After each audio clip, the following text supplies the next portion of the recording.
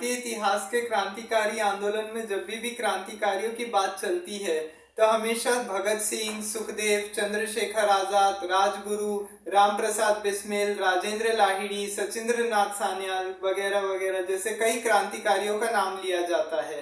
लेकिन वीर सावरकर, क्या आप जानते हैं विनायक दामोदर सावरकर एक ऐसे क्रांतिकारी थे जिन्होंने 10 साल तक जेल के लिए देश को आजादी दिलाने के लिए 10 साल तक काला पानी की सजा काटी थी। इन्होंने जेल से बचने के लिए भी काफी कोशिश भी की थी भागने की, लेकिन ये भाग नहीं पाए थे। और लेकिन इनको लेके काफी ज्यादा कंट्रोवर्सी भी होती है। लोगों ने बताया कि है ना, ये काफी ज्यादा हिंदू आइडियोलॉजी को मानते हैं, हिंदू मुस्लिम यूनिटी को बोलते कि नहीं अलग अलग रहें तो अच्छा है। हालांकि ये बंटवारा तो नहीं चाहते थे, लेकिन ये बोलते थे नहीं हिंदू मुस्लिम एक साथ यूनाइट नहीं हो सकते।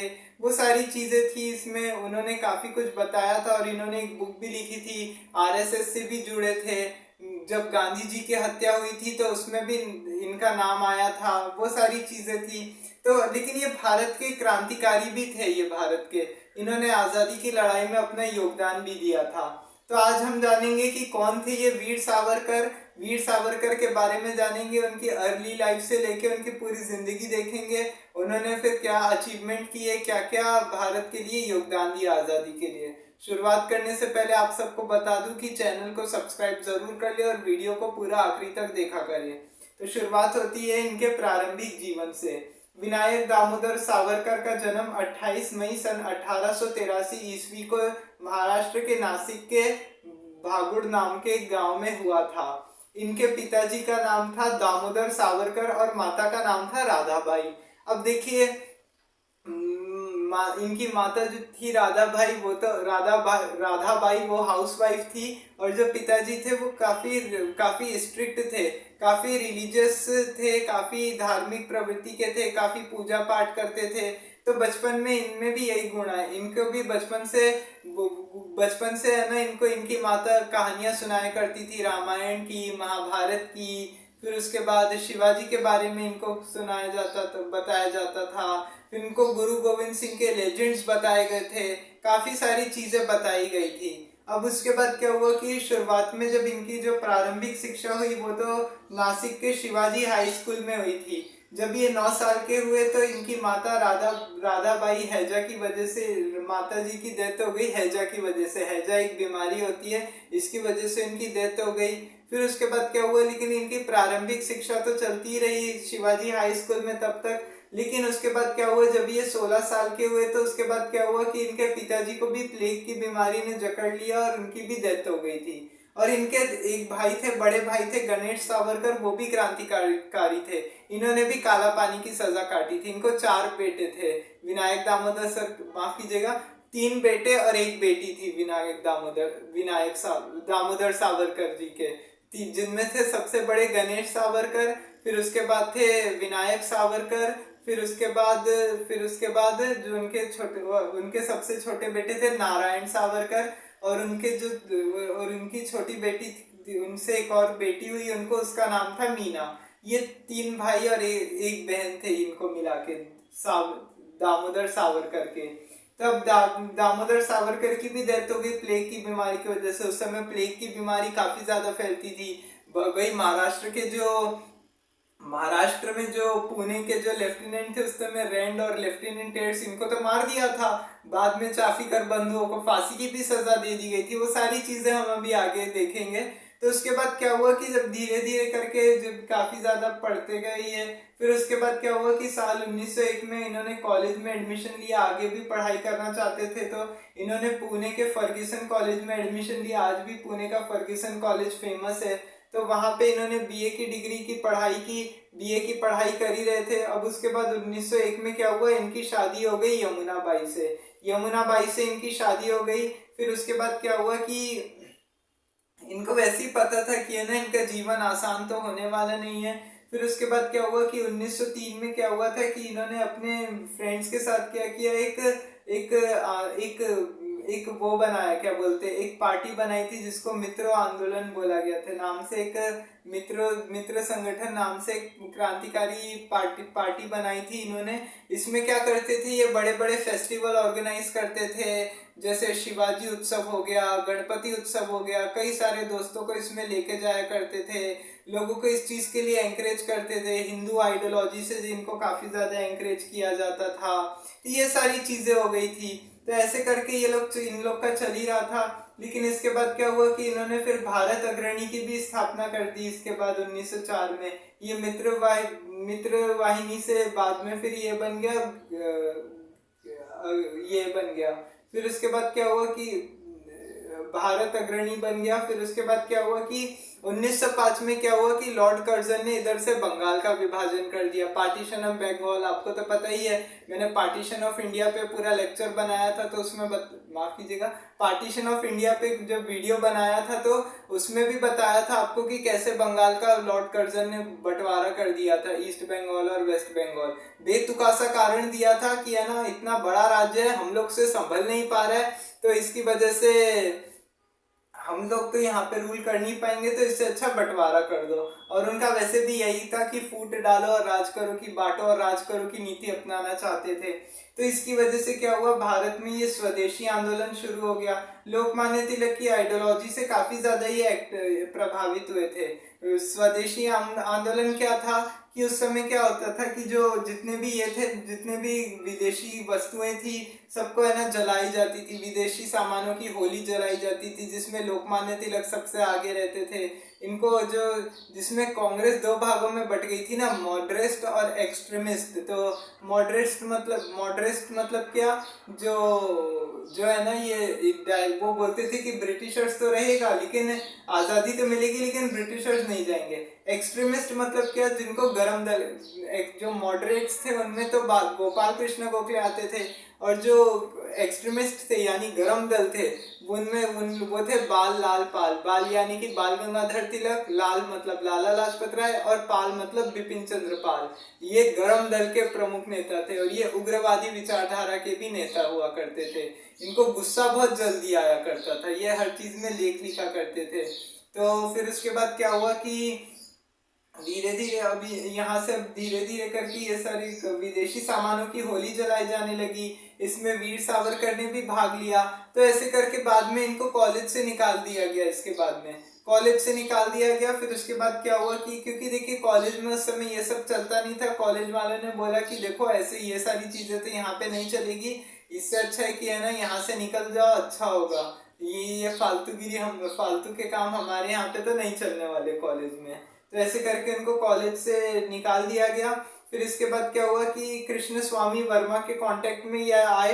फिर उन्होंने इनको स्कॉलरशिप प्रोवाइड करवाई धीरे धीरे करके, और ये लंदन चले गए यहाँ से। लंदन में फिर इसके बाद जब ये एक लंदन के कॉलेज में एडमिशन लिया उन्होंने, फिर उसके बाद जहाँ पे इन्होंने एडमिशन लिया वहां से है ना ये कानून की पढ़ाई करने लगे। लॉ की इन्होंने पढ़ाई की। लॉ पढ़ने के बाद ये वापस इंडिया आ गए। फिर उसके बाद क्या हुआ कि इंडिया आने के बाद उस समय देखिए भारत में क्रांतिकारी आंदोलन भी पीक पे आ गया था उस समय तक, रेवोल्यूशनरी मूवमेंट। फिर उसके बाद क्या हुआ था, देखिए उस समय बंगाल में क्रांतिकारी थे। बंगाल में जो बरेंद्र घोष, खुदीराम बोस, ये सभी क्रांतिकारी थे 1908 में।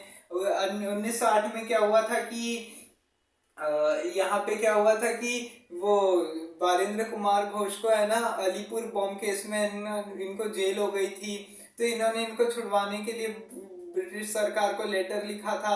ब्रिटिश सरकार को जब लेटर लिखा था, लेकिन इसके बाद क्या हुआ, जब ये लंदन गए ना तो उस समय क्या हुआ 1907 में क्या हुआ कि है ना 1857 की क्रांति को 50 साल हो गए थे। 50 साल जब पूरे हो गए थे तो इसके बाद क्या हुआ था कि वहां पे एक फेस्टिवल मनाया जा रहा था, 1857 स्वर्ण जयंती। यहाँ पे मतलब जैसे 2021 में कैसे बांग्लादेश की आजादी के 50 साल हो गए थे, तो बांग्लादेश अपना 50वां दिवस मना रहा था, स्वर्णिम जयंती मना रहा था। और कैसे भारत उसमें शामिल हुआ था, प्रधानमंत्री नरेंद्र मोदी भी गए थे, रामनाथ कोविंद भी गए थे 16 दिसंबर को। खैर वो अलग टॉपिक है, यहाँ पे मैं एक एग्जाम्पल के तौर पे बता रहा हूँ अभी आपको। तो देखिए जब उस समय क्या हुआ कि इन्होंने इस पे काफी ज्यादा रिसर्च की, इसके बारे में पढ़ा, और इसके बाद क्या हुआ कि एक बुक लिखी इसमें। ये बुक का क्या किया, पहले इसको मराठी में लिखी, the first war of revolt of 1857। ये इंग्लिश बुक थी, पहले इसको मराठी में लिखी गई, क्योंकि देखिए ब्रिटिशर्स ने तो है ना इसको बहुत बड़ा एक सिर्फ है ना पुलिस विद्रोह को बता के छोड़ दिया था कि ये बहुत बड़ा पुलिस विद्रोह था। सोचिए अंग्रेज लोग तो इतने चालू थे कि है ना अपने इतिहास को भी नहीं बताते, भारत के लोगों को झूठ बोलते थे कि है ना तुम्हारा कुछ नहीं है। आज भी आप है ना ऑक्सफोर्ड यूनिवर्सिटी की बुक्स देखेंगे ना पढ़ के, उसमें भी आपको है ना इसके बारे में कहीं इसको फर्स्ट वॉर ऑफ इंडिपेंडेंस नहीं बोला गया है 1857 को। बोलते ये कौन सी क्रांति है, हमने तो ऐसी कोई क्रांति नहीं देखी आज तक, मतलब ऐसे बोलते नहीं है, लेकिन उनका मतलब यही सोचना है कि ऐसी कौन सी क्रांति आ गई भाई, हमने तो आज तक ऐसा नहीं देखा। वो तो है ना कुछ सैनिकों ने विद्रोह कर दिया था, भारत के लोग हमसे हमारे साथ नहीं रहना चाहते थे, इस तरीके की बातें बोल के है ना लोगों को भड़काते हैं। सोचिए ब्रिटिशर्स, अगर सोचिए अगर वीर सावरकर ने, अब देखिए इन्होंने बुक जब छापी, तब बुक लिखने के बाद इसमें क्या हुआ कि है ना इसको छापने की दिक्कत हो गई थी। तो जब छापने की दिक्कत हो गई थी तो उसमें, क्योंकि देखिए कहाँ से छापते, क्योंकि अगर कहीं से भी अगर छापते, कोई प्रेस वाले से मना, कई सारे प्रेस वालों से पूछा, सबने हाथ खड़ा कर दिया कि हम नहीं छापेंगे, क्योंकि सब डर गए थे अगर हमने अगर कुछ कर दिया हमको सजा तो होगी, हमारा प्रेस बंद हो जाएगा अलग से, वो अलग प्रॉब्लम हो जाएगी। तो सबने झुकने से मना कर दिया कि नहीं हम ऐसे तो झुकेंगे नहीं। तो फिर उसके बाद क्या हुआ कि इन्होंने क्या किया कि है ना इन्होंने श्रीमती बीकाजी कामा ने भी है ना इनकी बहुत मदद की इसको छपवाने में। हॉलैंड में जाके ये फाइनली ये बुक छपवाई गई। हॉलैंड हॉलैंड में जब ये 1909 में ये बुक छपवाई गई थी, बुक छपवाई गई, और उसके बाद 1909 में है ना फिर लोगों को पता चला कि देखो कितनी बड़ी क्रांति हुई है। मराठी में ये बुक छपी, बाद में इसका इंग्लिश और हिंदी में ट्रांसलेशन हुआ। ब्रिटिश सरकार के मुंह पे इतना बड़ा तमाचा पड़ गया, भारतीयों ने सब, उन्होंने जो उससे पहले तो किसी भी इतिहासकार की हिम्मत भी नहीं हुआ करती थी इसको है ना क्रांतिकारी आंदोलन बताने की। सोचिए लोग कैसे रहते थे, अंग्रेज सरकार की एक तरह से सब उस समय कठपुतली बने हुए थे, उन्होंने बोल दिया पत्थर की लकीर, ये वाली बात हो गई थी। अब उसके बाद क्या हुआ कि 1909 में ब्रिटिशर्स ने मिंटो मॉर्ले रिफॉर्म्स लाए। मिंटो मॉर्ले रिफॉर्म्स के तहत क्या हुआ था कि कानून को 10-10 साल की है ना सजा देनी थी। अब उस समय क्या हुआ था, ये महाराष्ट्र में भी आ गए थे, महाराष्ट्र में आजादी के बारे में प्रचार प्रसार कर रहे थे। तो महाराष्ट्र में जो जितने भी क्रांतिकारी थे, जैसे चाफेकर बंधु थे, मदन लाल ढींगरा थे, ये सब क्या करते थे, ये सब के साथ ये मिल गए। इनके जो सोसाइटी के एक दोस्त थे मदन लाल ढींगरा से इनकी है ना काफी ज्यादा अच्छी गहरी दोस्ती हो गई। अब उसके बाद क्या हुआ कि चाफेकर बंधु ने यहाँ पे क्या किया, पुणे में जाके है ना रेंड और लेफ्टिनेंट एयर्स की हत्या कर दी। प्लेग कमिश्नर हुआ करते थे, इनको मार डाला। अब चाफेकर बंधुओं को इसमें फांसी की सजा दे दी गई। अब इसके बाद क्या हुआ कि अब ये यहाँ से क्या हुआ, जब ये लंदन चले गए थे, लंदन से फिर उसके बाद क्या हुआ कि उसके बाद फिर लंदन चले गए थे, तो लंदन में वहां पे जाके प्रचार प्रसार करने लगे धीरे धीरे अपने क्रांति का। तो लेकिन उसके बाद क्या हुआ, महाराष्ट्र में जो इन्होंने सोसाइटी बनाई थी ना, सोसाइटी के जो मेंबर थे मदन लाल ढींगरा ने क्या किया कि एक दिन है ना 1909 में यहाँ पे है ना लॉर्ड विलियम कर्जन वाइली की हत्या कर दी। तो इस वजह से क्या हुआ कि उसको गोली मार के हत्या कर दी गई। तो फिर और उसके बाद क्या हुआ कि ढींगरा को इसमें फांसी की सजा दे दी गई, इसमें भी प्राण दंड दिया गया। तब उसके बाद क्या हुआ कि जैसे ही इनको प्राण दंड दिया गया, फिर उसके बाद क्या हुआ कि जब यहाँ पे है ना 1909 में 21 दिसंबर को है ना एक और घटना हुई। उस समय क्या हुआ, नासिक के एक जिला मजिस्ट्रेट जैक्सन की हत्या कर दी गई। जैक्सन की हत्या कर दी गई कुछ लोगों ने, एक जिसने भी हत्या की थी।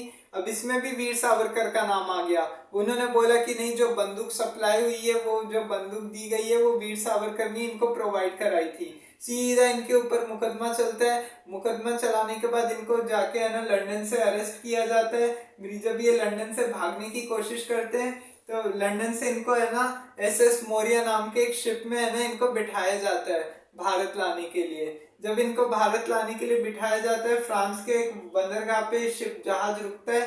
तो ये क्या करते हैं, ब्रिटिशर्स से क्या करते हैं, भागने के लिए वॉशरूम जाने का बहाना बनाते हैं, और वॉशरूम जाने का बहाना बना के वो समुद्र की वो खिड़की में से कूद जाते हैं।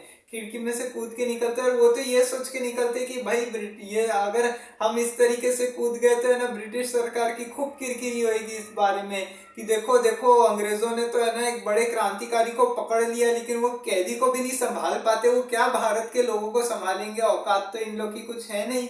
तो वो ये सोच के है ना भाग जाते हैं ऐसे करके जेल से, मतलब वो शिप से भाग जाते हैं, भागने में कामयाब होते हैं। वो जब भाग रहे होते हैं अंग्रेज उनका पीछा कर रहे होते हैं, तो उसके बाद क्या होता है अंग्रेजों से वो अंग्रेज जब उनका पीछा कर रहे होते हैं तो वो पकड़ में आ जाते हैं बाद में जैसे तैसे करके। अब पकड़ में आ जाते हैं तो फिर उनको वापस से शिप में बिठाया जाता है, वहां से उनको वापस भारत लाया जाता है। भारत में इनके ऊपर मुकदमा चलता है। भारत में जब इनके ऊपर मुकदमा चलता है तो फिर उसके बाद क्या होता है कि मुकदमा चलने के बाद क्या होता है कि जब जैसे ये होता है कि मुकदमा चलने के बाद इनको है ना अंडमान निकोबार भेज दिया जाता है, वही सेलुलर जेल। सेलुलर जेल के बारे में मैंने कल हिस्ट्री बताई है, तो आप चाहें तो उसको भी देख सकते हैं। तो उसके बाद क्या हुआ कि इनको वहां पे भेज दिया जाता है। अब 1909 में पहले इनको 2 साल की सजा होती है, इनको आजीवन कारावास बताया जाता है। आजीवन कारावास पहले इनको 25 साल, फिर दूसरी बार है ना इनको 1911 में सजा दी जाती है। 1911 में जब सजा दी जाती है तो उसके बाद क्या होता है कि इनको भेज दिया जाता है वहां पे भेज दिया जाता है सेलुलर जेल में। सेलुलर जेल में भेज दिया जाता है और इनको भी खूब यातनाएं दी जाती है, वो मैंने आपको बताया था ना। अब देखिए उसके बाद क्या हुआ कि जब ये सेलुलर जेल में होते हैं तो ये ना 6 बार अपनी बार है ना दया याचिका लगा देते हैं। वो बोलते हैं कि मुझे माफ कर दो, मैं ऐसा नहीं करूंगा। तो फिर उसके बाद क्या होता है कि जब ऐसी उन्होंने क्या वो माफी मांगते हैं बार बार, लेकिन उनकी ब्रिटिश सरकार सुनती नहीं है। और ब्रिटिश सरकार ना सबसे खतरनाक कैदियों वाली इसमें बताया रखा गया था लिस्ट में। 2 प्रकार के इसमें कैदी होते थे ना, मैंने कल आपको बताया था इस सेलुलर जेल की हिस्ट्री में। तो वहां पे है ना काफी ज्यादा, इसमें आपको तो पता ही है 11 घंटे का काम किया जाता था। और इसमें तो क्या होता था ना कि है ना जेल में अगर किसी को लेटर भी नहीं लिखने दिया जाता था। ये पढ़ने लिखने के काफी ज्यादा शौकीन थे, इन्होंने कई सारी कविताएं लिखी थी सावरकर ने। तो इनको है ना पढ़ने लिखने का शौक था, तो इनको लिखने नहीं दिया जाता था। लेटर लिखने में भी है ना शर्त क्या होती थी कि है ना जेल का कोई जिक्र नहीं होना चाहिए। फिर अगर मान लो अगर कोई लेटर लिखता है तो है ना उसको बताना पड़ेगा कि वो आखिर एक्चुअली में ऐसा क्या लिख रहा है, जेल प्रशासन को देना पड़ेगा।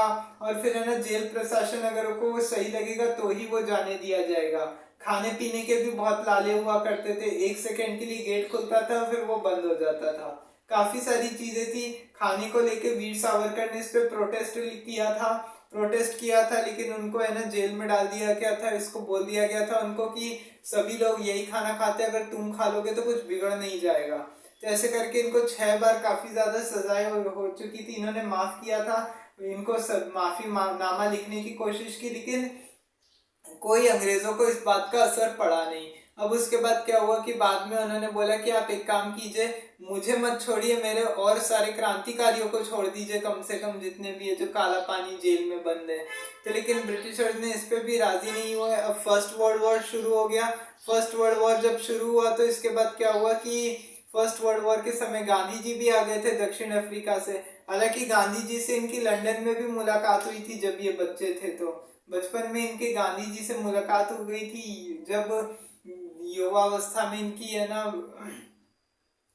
मुलाकात हो गई थी, फिर उसके बाद गांधी जी से काफी ज्यादा प्रभावित है। अब गांधी जी को इन्होंने बोला कि छोड़ने के लिए गांधी जी को लोगों ने लेटर लिखा, अंग्रेजों को गांधी जी ने लेटर लिखा कि देखिए इन लोग को या तो कोई नासिक के जेल में डाल दिया जाए, नहीं तो है ना पुणे की यरबदा जेल में शिफ्ट कर लीजिए। अब उसके बाद क्या हुआ कि जैसे तैसे ब्रिटिशर्स ने माना नहीं। अब उसके बाद क्या हुआ कि अब 1917 में जब यहाँ पे चंपारण में आंदोलन चली रहा, तो चंपारण आंदोलन, चंपारण, खेड़ा और अहमदाबाद में ये सारी चीजें चल रही थी। तो उस वजह से गांधी जी का भी नाम काफी ज्यादा पॉपुलर हो गया था।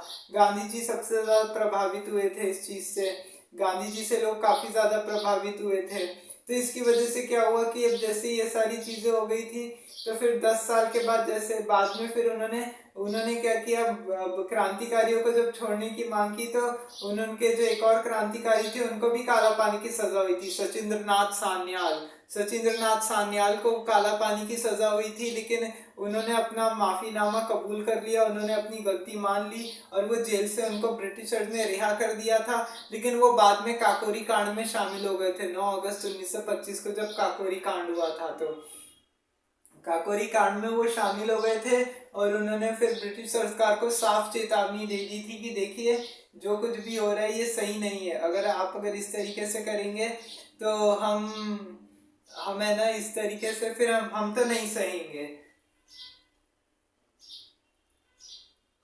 तो उसके बाद क्या हुआ कि अब 1921 में क्या हुआ, इनको छोड़ दिया गया यहाँ से, फिर इनको भेज दिया गया नासिक के एक जेल में भेज दिया गया। वहां से नासिक के एक जेल में जब शिफ्ट किया गया तो वहां पे जेल में रहने के बाद उन्होंने कई सारी किताबें लिखी। अब देखिए जब काला पानी की सजा काट रहे थे तो उन्होंने नाखूनों से है ना दीवारों पे लिखा। अब कुछ जो चीज उनके दिमाग में चलती थी, उनको लिखने पढ़ने का शौक था तो फिर अब कुछ कैदियों तक पहुंचा देते थे वो, अगर किसी को अगर उनको लेटर लिखना होता था तो फिर उसके बाद ऐसी से करके उन्होंने काफी सारी चीजें लिखी थी, काफी कुछ किया था। अब इसके बाद वो 1924 में यहाँ से निकले, नासिक से निकल के फिर वो रत्नागिरी चले गए, रत्नागिरी शिफ्ट हो गए थे ना रत्नागिरी शिफ्ट हुए थे, सॉरी 1921 में रत्नागिरी शिफ्ट हो गए थे, रत्नागिरी जेल में डाल दिया गया था। लेकिन उसके बाद क्या हुआ, 1924 में रिहा किया गया, इसी शर्त पे रिहा किया गया कि है ना ये रत्नागिरी में है ना किसी से कांटेक्ट में नहीं रहेंगे और रत्नागिरी से बाहर नहीं जाएंगे। रत्नागिरी में उनको नजरबंद कर दिया गया था, उनके बाहर आने जाने पे बैन कर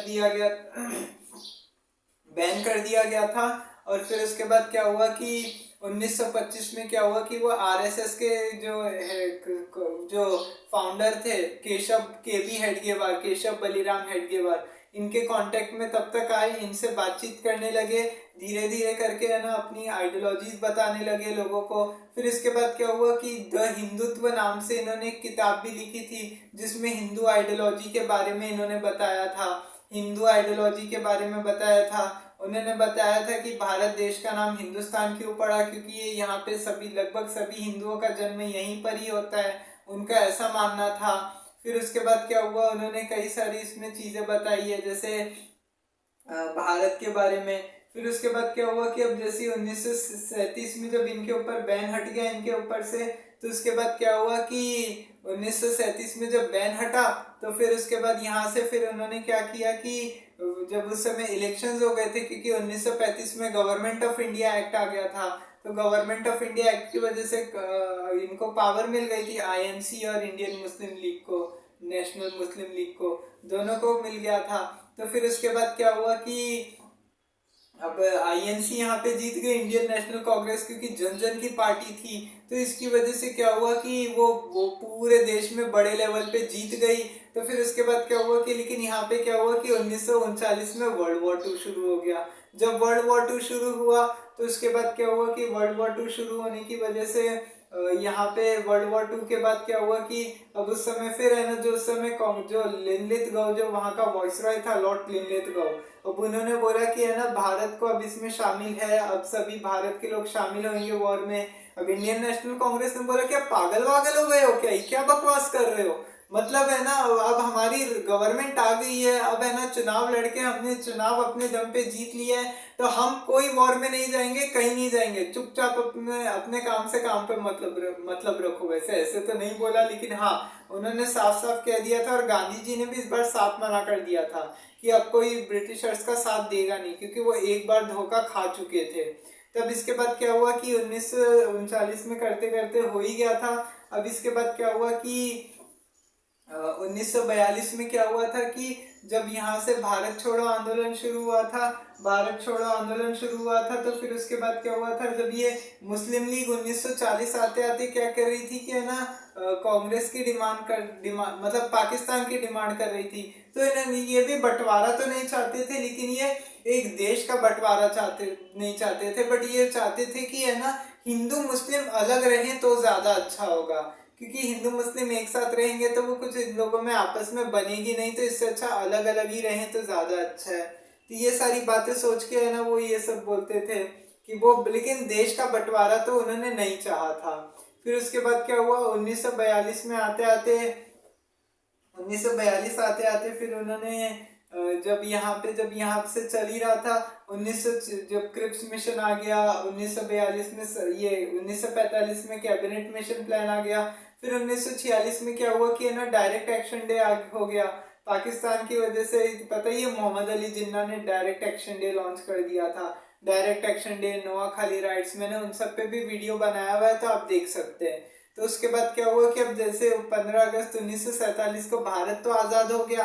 भारत जब आज़ाद हुआ तो इसके बाद क्या हुआ कि 1948 में नथुराम गोडसे ने महात्मा गांधी की हत्या कर दी। मैंने अभी आपको उस दिन बताया था कि गोडसे ने आखिर गांधी जी को क्यों मारा था। तो इसके बाद क्या हुआ कि गोडसे ने गांधी जी को मार दिया था। तो उसके बाद क्या हुआ, आरएसएस पे बैन लगा दिया था सरदार पटेल ने, आरएसएस पे बैन लगा दिया था। लेकिन 1949 में कुछ शर्तों के साथ बैन को तो हटा दिया गया था। तो इसमें वीर सावरकर का भी नाम आया था। इनके ऊपर भी काफी ज्यादा पथराव हुए थे, इनके घर में काफी हमले हुए थे, लेकिन ये जैसे तैसे बचते बचाते यहाँ से बाहर निकले थे।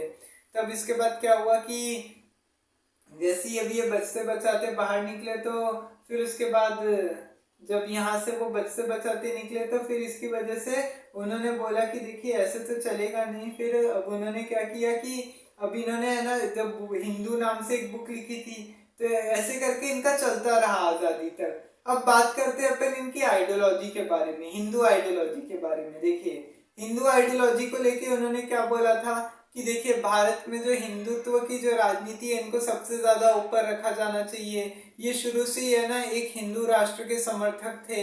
तो इन्होंने बोला कि है ना भारत की हमेशा एक लैंग्वेज को फिक्स रख दो, कि ऐसा नहीं होना चाहिए कि है ना कोई है ना गुजराती है, गुजरात का रहने वाला है तो वो गुजराती बोले, महाराष्ट्र का रहने वाला है तो मराठी बोले, या तो है ना एक लैंग्वेज फिक्स कर दो, या तो हिंदी कर दो या संस्कृत। लेकिन ऐसा हुआ नहीं, क्योंकि उस समय क्या हुआ था कि उस समय देखिए, आज तो है ना ऐसा है कि देखिए संस्कृत तो भारत की पुरानी भाषा है, सबसे प्राचीन भाषा है, लेकिन आज ये क्या है, संस्कृत की अब कोई वैल्यू नहीं रही है। आज सब है ना अंग्रेजी बोलना चाहते हैं। तो देखिए ये बात बहुत गलत है कि है ना उन्होंने लोग भाषाई आधार पर बट गए, एक नेशन पूरा होना चाहिए। फिर उसके बाद इन्होंने क्या हुआ था, जाति गुण के बारे में बताया। जाति गुण से मतलब यहाँ पे ये नहीं है कि है ना सभी है ना राज्यों को है ना एक साथ है ना, जैसे जो ब्राह्मण, क्षत्रिय, वैश्य, शूद्र और ये चित्त ब्राह्मण फैमिली के थे। आपको एक और बात बता दूं, वीर सावरकर, तो इन सब में नहीं, ये सब में नहीं बटा होगा। सभी जाति को है ना, किसी भी कास्ट के खिलाफ कोई भेदभाव नहीं होना चाहिए, कुछ भी नहीं होना चाहिए, सबको समान अधिकार दिए जाने चाहिए। ये इनका विचार था जाति गुण को लेके। फिर तीसरा क्या था कि हिंदू आइडियोलॉजी, मैंने आपको बता ही दिया था, द हिंदू के नाम से जो इन्होंने किताब लिखी थी। तो फिर उसमें है ना इन्होंने बताया था कि देश में हिंदुओं के खिलाफ कैसे ब्रिटिश सरकार बर्ताव करती है, या मतलब हिंदुओं के खिलाफ जो अत्याचार होता है वो नहीं होना चाहिए। पाकिस्तान को इन्होंने काफी ज्यादा क्रिटिसाइज किया, जो मुस्लिमों के खिलाफ वहाँ पे मतलब जो बंटवारा हुआ देश का, ऐसी सारी चीजें थी। हालांकि बहुत सारे लोग तो इनको कंट्रोवर्सी भी वो होती है इन लोग की, इन सब को लेके कि है ना बहुत ज्यादा हिंदू आइडियोलॉजी से प्रभावित हुआ करते थे, सब चीज पे ज्यादा रहते थे। तो फिर इसकी वजह से काफी कुछ रहता था।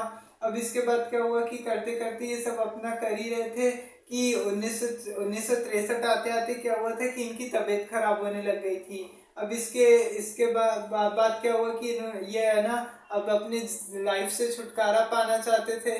तो 1966 आते आते क्या हुआ, इन्होंने दवाई ववाई लेना सब बंद कर दिया, दवाई लेना छोड़ दिया, खाना पीना त्याग दिया। और इसके बाद क्या हुआ, अपने घर वालों को लेटर लिखा कि वो अपना आत्मर्पण कर रहे हैं, मतलब आत्मर्पण की अपनी अपनी आत्मा को त्याग रहे हैं। आत्महत्या नहीं बोला था, आत्मार्पण कर रहे हैं। और ऐसे करके उन्होंने अपना शरीर त्याग दिया। और इसके बाद क्या हुआ, 26 फरवरी सन 1966 को इनका देहांत हो गया। जब इन्होंने घर वालों को लेटर लिखा था तो इन्होंने बोल दिया था कि जो उनका जो हिंदू महासभा है, मतलब जो उनका जो फ्यूनरल होगा उनके मरने के बाद, वो है ना हिंदू रीति रिवाजों से किया जाएगा, लेकिन कोई 12वां 13वां ये सब नहीं किया जाएगा उसमें। ये सब ये सब नहीं होना चाहिए, उन्होंने ऐसा बोल दिया था अपने घर वालों को। तो ये सारी चीज़ें थी। अब इसके हालांकि देखिए बहुत सारे लोग तो इनको कंट्रोवर्सी भी इनकी रहती है कि है ना बहुत ज़्यादा हिंदू आइडियोलॉजी को प्रमोट करते थे, हिंदू मुस्लिम में भेदभाव करते थे, ये सारी कंट्रोवर्सी है। फिर देखिए गांधी जी की हत्या में इनका नाम आया था तो है ना, लेकिन गांधी जी की हत्या में जब इनका नाम आया था तो इनको बोला था कि बाद में कोर्ट ने इनको बरी कर दिया था कि नहीं, सारे आरोपों से कि ये जो भी आरोप है ये सब गलत है। फिर ये सारी चीजें हैं। अब देखिए बहुत सारे लोग इसको है ना इनको कायर भी मानते हैं, बहुत लोग फ्रीडम फाइटर भी मानते हैं। अब जैसे राहुल गांधी भी है ना, काफी ज्यादा इनको बीच में कायर बोलने लग गए थे वीर सावरकर को, तो कभी कितनी बार ऐसा हुआ था बीच में। तब इसकी वजह से अब काफी ज्यादा चर्चा में रहती हैं। पॉलिटिकल पार्टी इनके नाम पे एजेंडा तो चलाती ही है। अब इन्होंने अंबेडकर के संविधान को भी नहीं अपनाया था। इनको मालूम था कि कानून की पढ़ाई की थी इन्होंने, तो अंबेडकर के कॉन्स्टिट्यूशन को नहीं अपनाया था, ये अपना खुद का कानून चाहते थे देश में। तो ये सारी चीजें भी थी। तो ऐसे करके काफी ज्यादा इनको लेके कंट्रोवर्सी चलती है। अच्छा, आपकी क्या राय है वीर सावरकर को लेके? अगर आप चाहें तो आप भी कमेंट में अपनी राय जरूर बता सकते हैं। तो आज के इस वीडियो में इतना ही। आपको उम्मीद करता हूँ कि आपको ये वीडियो जरूर अच्छा लगा होगा। अच्छा लगा होगा तो जरूर इसको शेयर कीजिएगा, बेल आइकन का बटन दबाना न भूलिए और वीडियो को पूरा आखिरी तक देखा कीजिए। और ऐसे ही महान क्रांतिकारियों को के बारे में जानने के लिए मन की आंखों से चैनल को सब्सक्राइब कीजिए। कल किसी और टॉपिक पे बात करेंगे, तब तक के लिए जय हिंद जय भारत।